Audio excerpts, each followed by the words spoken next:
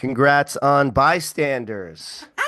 Thank I you. can't wait to Congrats. see it. I heard good stuff Ah, through the film festival circuit, but I can't wait to check it out when it gets released. Thank you so much. I really appreciate that. And congrats on Bloody Axe Wound. I had so Uh, much fun with this movie. Thank you thank you. I mean, I've told a couple of people like today is the first day that I've heard from people that didn't work on the movie. So people that worked on it told me like, "Oh, I really liked it," but you're just like, "Well, you're attached to it. You're biased. You Yeah, like it you're biased." because you're in it. Okay, or you're like you worked on it. But But that's so like great. Thank you. yeah, well, okay. Oh, okay, a Grateful Dead bug too. So we're obviously good Hell company yeah. because Yeah. I grew up with a family who loved Grateful Dead. My parents followed them and shit. So like, Mine too. yep. Hell yeah. But starting off, I just want to hear about like what is your relationship to the slasher? Is that something that you really like? Is that like because this is obviously like playing with the slasher. So why did you want to do that with this movie? Yeah, I mean, the slasher is probably one of, if not my favorite subgenre in horror. Sorry, did something happen? No, I was just like, Oh, yeah, sorry, just sorry, like sorry, just sorry. excitedly No, I'm reacting sorry. to you. No, no, no. I'm so sorry. I'm It's so like okay. sorry. Yeah, I mean it's probably one of, if not the my favorite subgenre in horror. And I'm a kid of the 80s and 90s, so going to the video store, that's where like we would congregate when we were, kids or teens. And that was kind of like my church, like my mom would work was like worked long hours. And then I would watch my little brother, and she'd like, take us in the morning to rent like two or three movies, and we would just go home and watch them. So yeah, I mean, the slasher film was, because of the VHS covers were the things that drew me in as like a little kid that, anything that seemed to, like you try and hide it from your mom and put the most violent one under the stack. So yeah, growing up, the Friday the 13th series, basically like 1 through 8, I would watch religiously. Six in particular. Which one is your favorite? Oh, six. Okay, I'm Jason familiar Lives, with yeah. one. What about you? What's yours? I really love two. I Oh, I really love love two tips. two. Yeah, yeah. I Um, also am a huge fan of Jason X. I know it is not a good movie, but it is you a know, fun movie. I've heard a lot of new love for Jason X, so that's like on my queue as far as I need to revisit. I haven't revisited probably since like early college.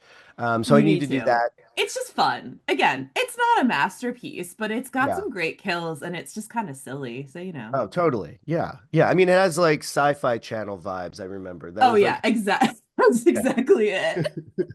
No offense to Sci-Fi Channel, channel that I No. love and watched a lot growing up.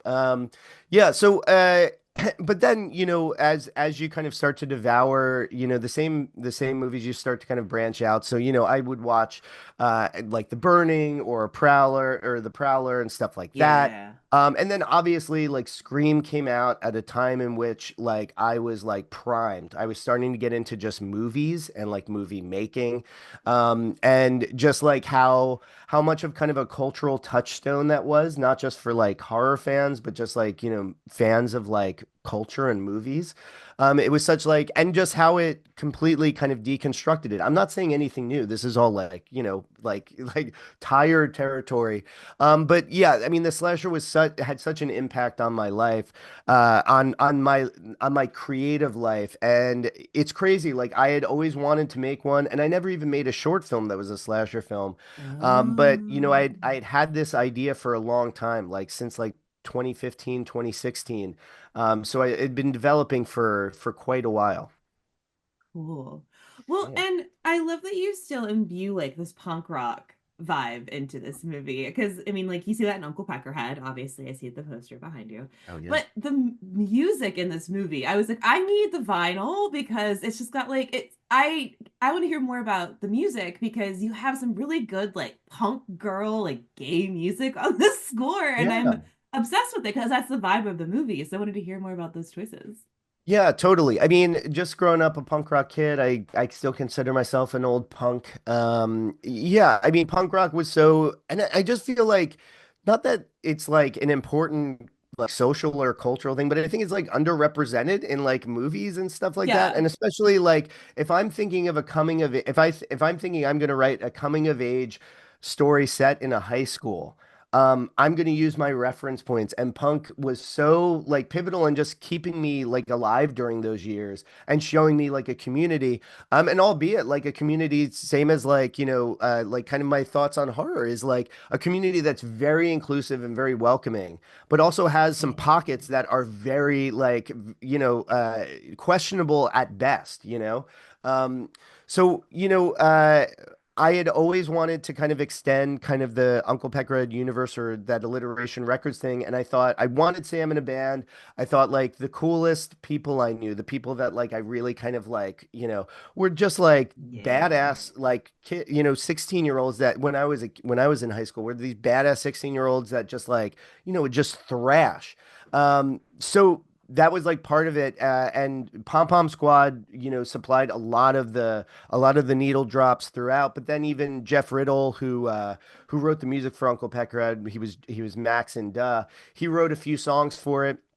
And we got so lucky. Our Lisa Myers, our production designer, and my wife, Vicky Mendoza, who was the associate producer, had all these contacts at record labels. So not just the music used in the movie, but the posters on the wall, the T-shirts that they're wearing came from, Yeah. Flat Spot Records, Sub Pop, Convulse Records, Epitaph. I mean, like we got so much love from like the independent music, specifically kind of punk rock, indie community, both because one, they really liked the idea. We sent them kind of like a one pager kind of explaining what we wanted to do. And they also, a lot of them, like, which blew my freaking mind, loved Uncle Peckerhead and just wanted to be a part of this. So it was like, it's amazing. Music is such like a part of my life. Like before I got into film, I played in bands, I toured a bunch. Oh, Um, so okay, I've always cool. wanted to, it just feels natural to incorporate music in such a big way into the movie.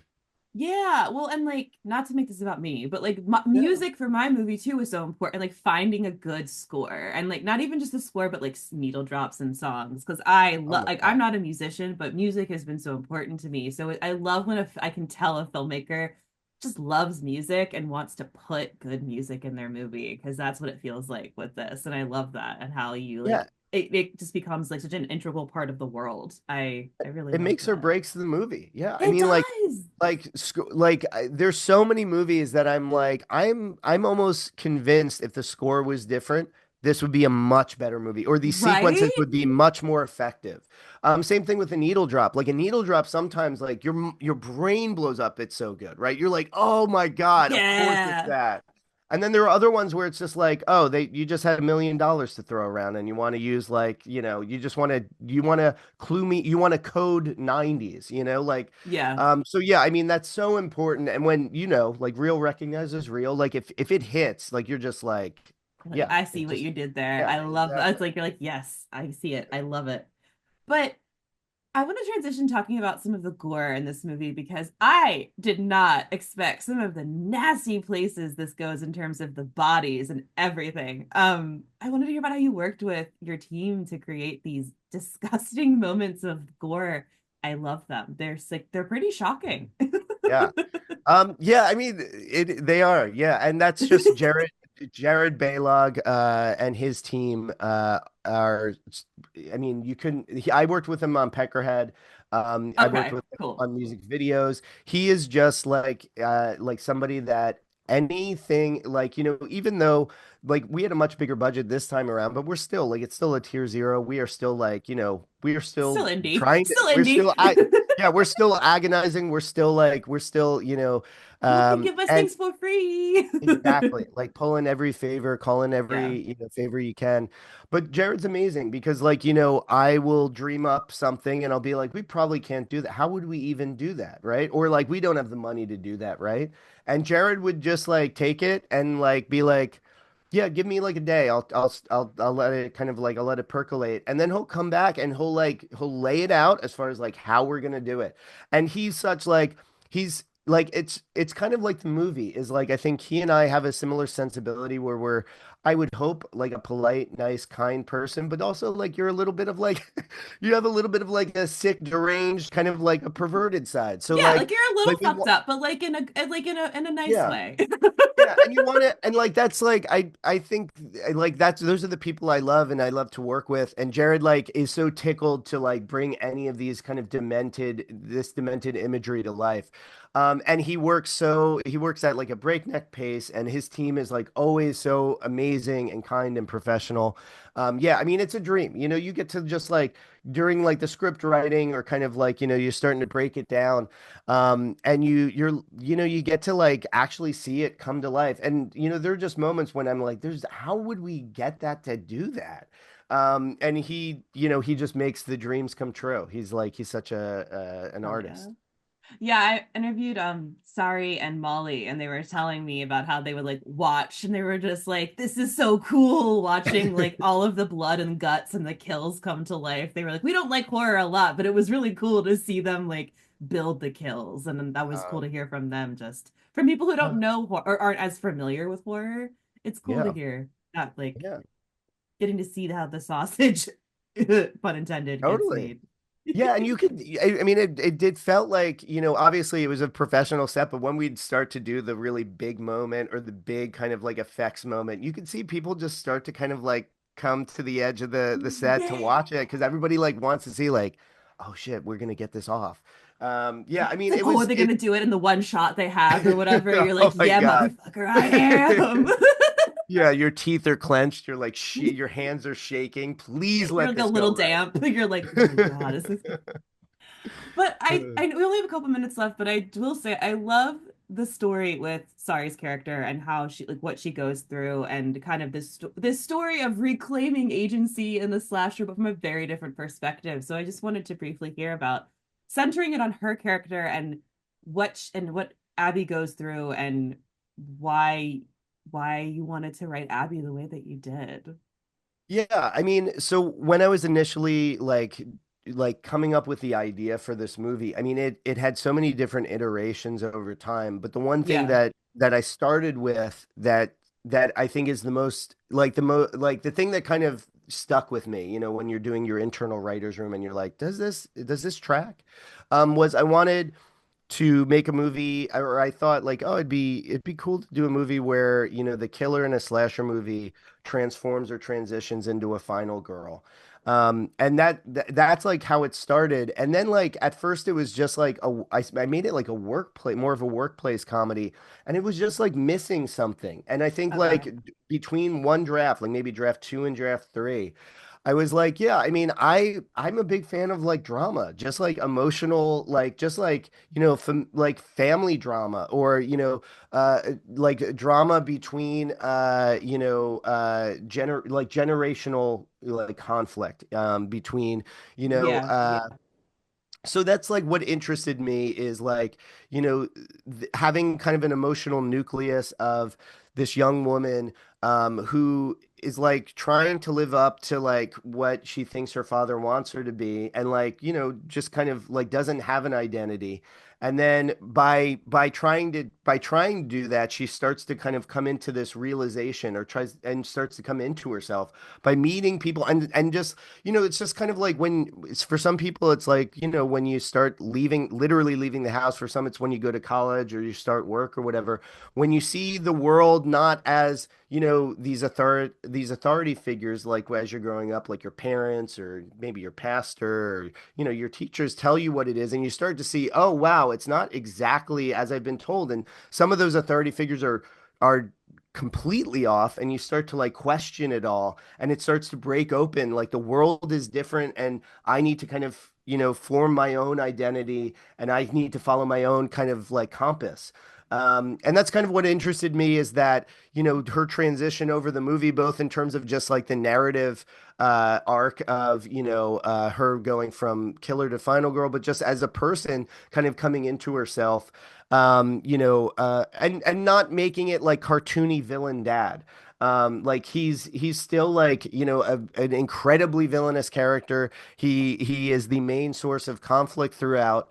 But he also like doesn't know any better, and that doesn't excuse his behavior.